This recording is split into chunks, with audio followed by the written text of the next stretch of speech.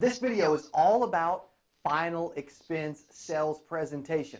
There's agents that literally just pull from the hip. They have no clue what they're going to do, when they're going to do it, how they're going to do it, or even why they're going to do it.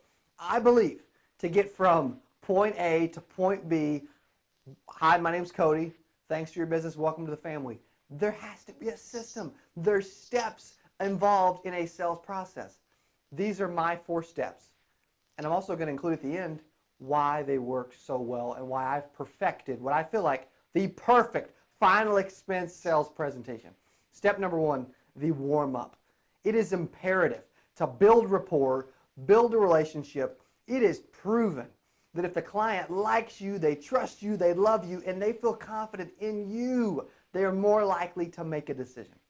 Step number 2 is the fact-finding portion of the appointment. This is my 4-step appointment process. Step 2 is fact-finding. During the fact-find, you've got to be asking questions about their health, what they have, what they want to have, what are their dreams, what are their goals, what are the desires, what do they want to accomplish. Because in the end, we can tell them what to do, we can recommend things, but if they're not on board, it's not going to happen. We've got to recommend, we've got to build rapport, we've got to be a dynamic, awesome, enthusiastic salesperson that is focused on building trust and value. But at the same time, they've got to be engaged in what's going on. So I believe in the fact-finding portion, we need to ask more questions and they need to talk more than we do. To have a successful sales presentation and a process, the client must talk more than we do. When they talk more than I do, I make sales. When I talk more, I love to talk, but when I talk more than they do, I don't make as many sales. That's step 2. Step number 3 of the 4-step appointment process, step number 3 is, and I believe probably the most important, it's the presentation and it's the close. You've got to be able to present, you've got to know what you're doing, and I believe that how you present, how you word things, how you ask questions, how you proceed through step number 3, what your dynamic is, will control how, when, and if they make a decision. In the presentation part of the appointment process, I believe that we need to not only make recommendations, but before you give them quotes and make a recommendation, I believe that you should build some value in yourself, in the company you represent, in the company you're writing, but also some value and benefits and features of what you're selling them. I go through, this is the way I run it, I go through 5 different benefits and I tell them, these are the 5, is it okay if I go over the 5 benefits of the types of policies that we sell? These benefits my clients love, these benefits you will love, and these 5 benefits are why clients make decisions and why they prefer to do business with me. And I say those things. Benefit number 1, whole life, will never change. Benefit number 2, and I go through each one of these, and I actually write them down one at a time. Whole life to age 100, and I explain why that's important.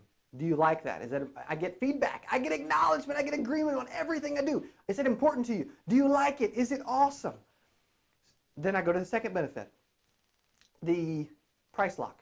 Super important, they love that. The price lock. The price is locked in. It never goes up. I'm freaking locking it down, baby. We're putting a freaking big old lock on it. What do you think of that? I know a lot of our policies, the price fluctuates. Goes up every year, goes up every 5 years, ends when you're 80. Do you like the idea of having coverage forever and it never changing and the price staying the same? Is that important to you? It's important to them, I promise.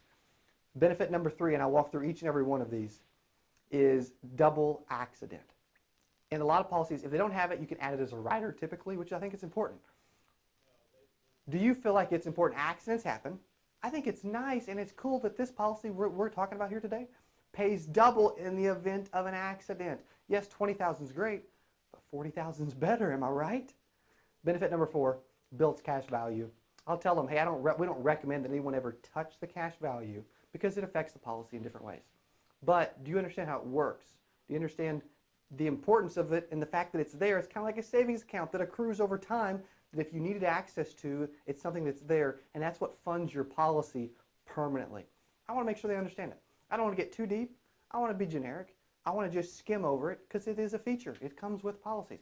The 5th benefit A local agent. I spend more time on the fifth benefit, the local agent, than anything else, and I believe the local agent is what helps people make a decision, because if you think about it, I'll tell them, a local agent's important because you can buy policies through the mail, over the phone,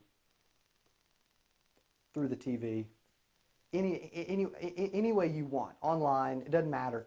But you want to do business with someone locally, in person, that you can get to know, that you feel like you can trust. Am I right?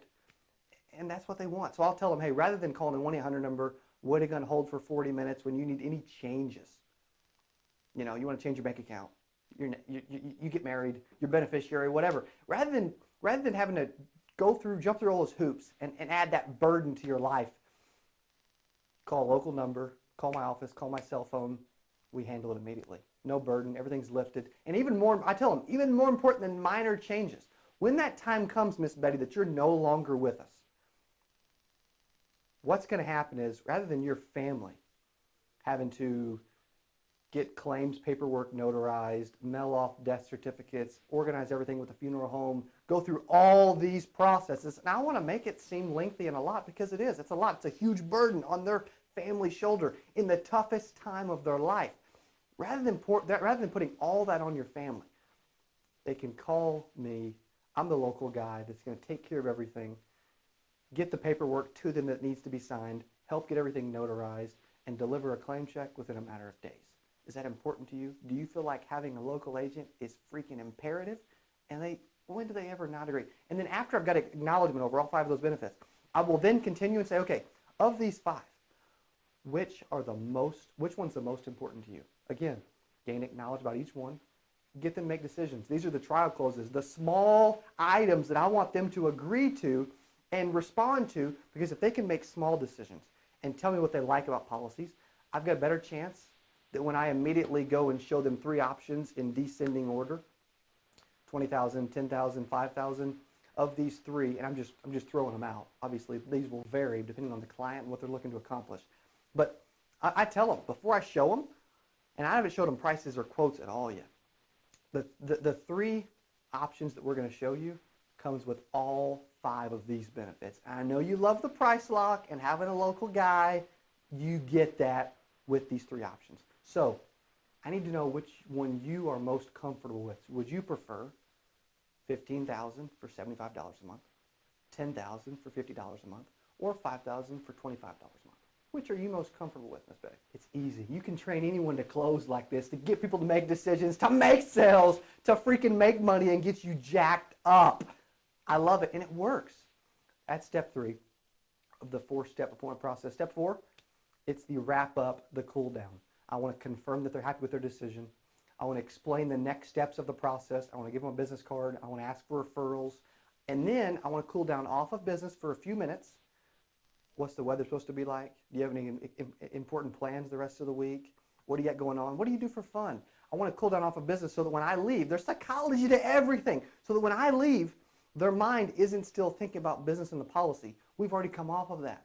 When I leave, it's put to bed, it's over, it's done.